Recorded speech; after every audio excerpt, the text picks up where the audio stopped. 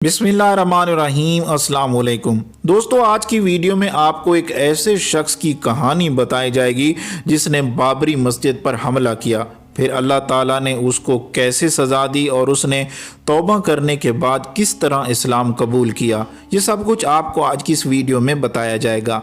Video शुरू करने से पहले आपसे गुजारिश है कि आप हमारा चैनल सब्सक्राइब कर लें और सब्सक्राइब के बटन के साथ घंटी के निशान पर क्लिक करें ताकि आपको हमारी नई आने वाली वीडियो के मुतालिक नोटिफिकेशन मिलता रहे।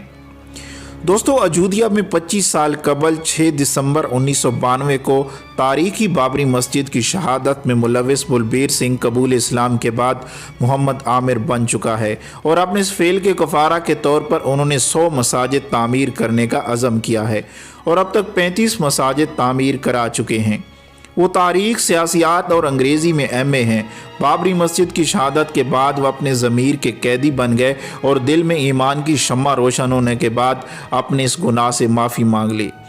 मोहम्मद आमिर का ताल्लुक हरियाणा के पानीपत के गांव से रहा है और फिर उनके ख़ानदान ने हिजरत करके शहर का रुख किया और रोहतक यूनिवर्सिटी से आला तालीम हासिल की। हाल में मुंबई से करीब मालेगांव के दौरान सफ़र उन्होंने बताया कि बचपन से वो RSS की मकामी शाख से वाबस्ता रहे और फिर शिवसेना में शमूलियत इख्तियार कर ली।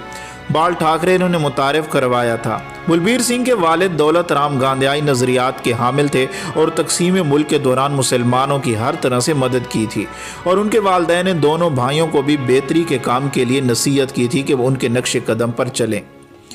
मोहम्मद आमिर का कहना है कि बाबरी मस्जिद पर हथौड़ा चलाने के साथ ही उनकी बेचैनी बढ़ गई, लेकिन मुसलमानों के बारे में दिल व दिमाग में भरी नफरत ने मस्जिद पर मजीद वार करने पर उकसाया और इस दरमियान तबीयत मजीद बिगड़ गई और दोस्तों ने मस्जिद की शहादत के बाद पानीपत मुंतकिल किया, जहां वो 2 ईंट भी साथ ले गए जो कि अभी भी शिवसेना के मकामी दफ्तर में रखी हैं।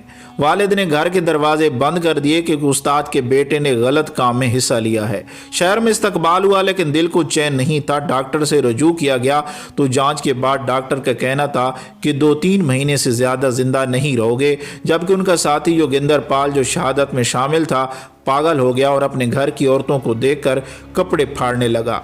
दुनियावी और रूहानी इलाज से कोई फ़र्क नहीं पड़ा। तब मकामी मौलाना कलीम सिद्दीकी से रब्ता किया गया और उन्होंने मशवरा दिया कि मस्जिद को मस्मार करने के गुनाह के लिए अल्लाह से माफ़ी मांग ली जाए।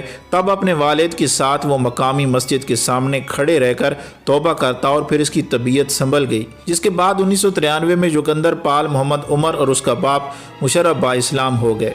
बताया जाता है कि ये बात आम होने के बाद 27 कारसेवकों ने इस्लाम कबूल किया। मोहम्मद आमिर के मुताबिक जोगिंदर पाल की बातें सुनने के बाद वो भी सुकून और चैन के लिए इस्लाम की आगोश में आ गए और फिर ज़िंदगी दोबारा रवां दवां है। बेशक अल्लाह ताला जिसे चाहे हिदायत दे, जिसे चाहे अपनी पकड़ में ले।